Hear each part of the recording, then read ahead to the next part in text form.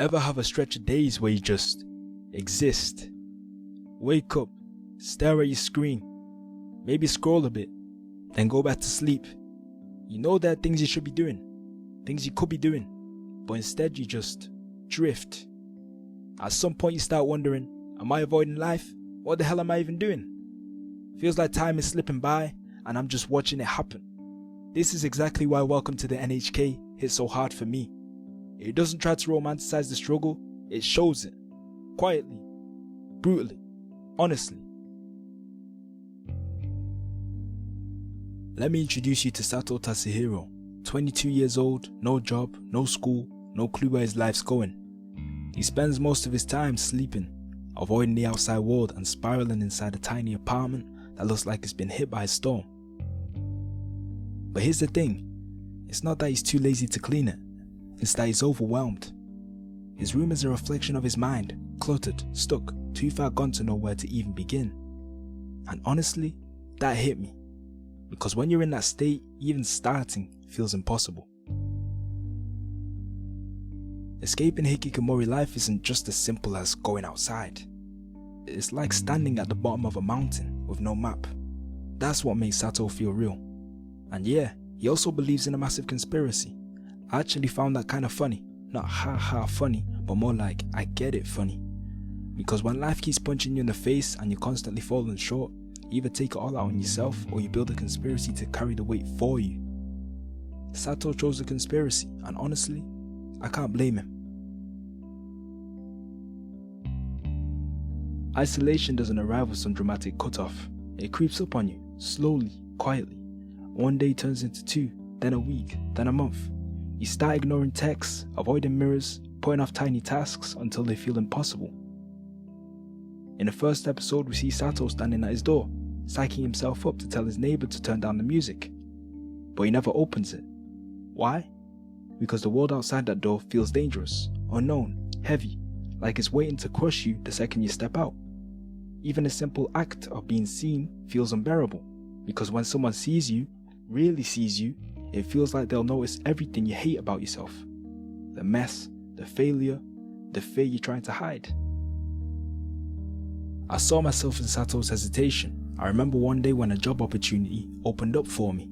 All I had to do was send off my CV, but I doubted it, afraid it wasn't good enough. That fear paralyzed me. I told myself I'd fix it and send it the very next day, but I never did. The opportunity just slipped away quietly, and I was left wondering what could have been. But the truth is, I wasn't even desperate for the job. I was comfortable. I could survive without it. I had food, a roof, my basic needs were covered. So there was no urgency pushing me forward, just a quiet pull of staying where I was. That moment stuck with me, and it made me realize Satou's not unique. He's just honest about what it's like to spiral inwards. Satou's world didn't shrink because he wanted it to. It shrank because his mind convinced him he wasn't safe anywhere else. That's the trap of isolation. It feels like protection until it becomes a cage. And that feeling is terrifyingly common. Satou doesn't just isolate. He escapes into games, anime, conspiracies, fantasies. It's not really about fun. It's not even about distraction. It's about numbing. Shutting off all the noise in your brain that says, yo, maybe you should be doing something with your life right now. At one point, he sinks so deep into gal games that even his furniture starts speaking to him. His guilt, it shows up in 2D form. And here's the thing, it's funny, but it's also kinda real. Because when you're buried in self-loathing and fear, any escape becomes a lifeline. And when the outside world feels unlivable, even a fake one is better than nothing. But Satou isn't completely alone in his bubble. He has people around him. However, the kind of support he gets is complicated. First is Misaki. She shows up like some kind of savior, an angel, umbrella in hand promising to save him. She gives him contracts, holds counseling sessions, she acts like she understands him, like she has all the answers. But there's something strange about it all, something mysterious underneath the kindness. To her, Satou isn't a person, he's a project, someone she can fix to validate herself. The truth is, she's just as lost as he is. Her confidence is an act, her mission is a distraction. She's clinging to him as much as he's clinging to her. But Misaki is only part of the story. There's Yamazaki, Satou's old junior from high school, now his loud, unfiltered, anime-obsessed roommate. Their dynamic is chaotic but real. Honestly, the most genuine relationship in the whole show. But even Yamazaki, despite his honesty, ends up enabling the fantasies. They drown together in gal games and pipe dreams. It's fun, it's comforting, but it's still an escape. Just another way to avoid the world outside. Eventually, Yamazaki moves on, back to his family, back to a different life, and Satou is left behind, forced to face the silence alone. It's a harsh moment, but a real one, because even the best distractions don't last forever.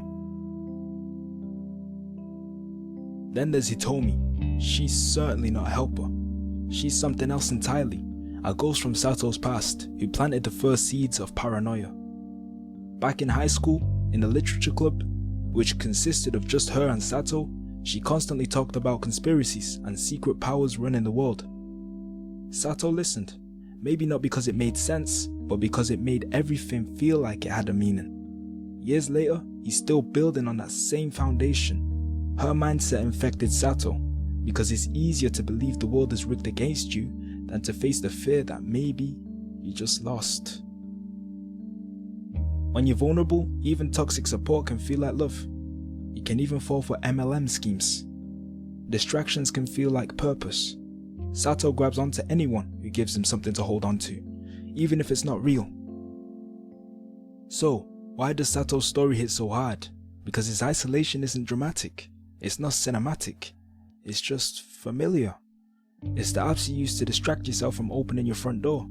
It's the lie you tell your parents just to avoid the look of disappointment. It's the way your mind and chest race over things that used to feel simple. Texting back, going outside, taking a shower. It's watching the world move forward without you and feeling like no one even noticed you stayed behind.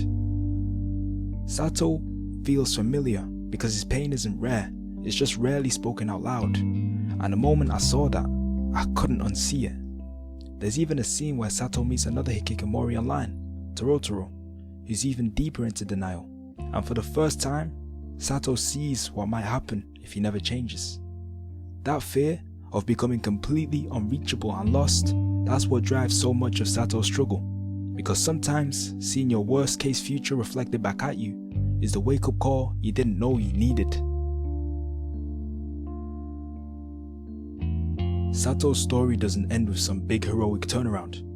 He's not suddenly fixed or quote unquote better. In fact, he was eventually forced to work, not because of some grand revelation or miracle, but simply because there was no food left for him to eat without support from Misaki, his parents, or Yamazaki. There was just himself. That reality pushed him out of his bubble, out of his comfort zone, into the world he'd been avoiding. It was scary and uncomfortable, but eventually he got the food he needed, and slowly he adapted to this new life of responsibility. It wasn't perfect or instant. It was messy, slow, uncertain, and real. And in that, there's hope. If any part of this felt familiar, say something. Share your story. Let's be honest together, because sometimes that's the first step towards finding a way through.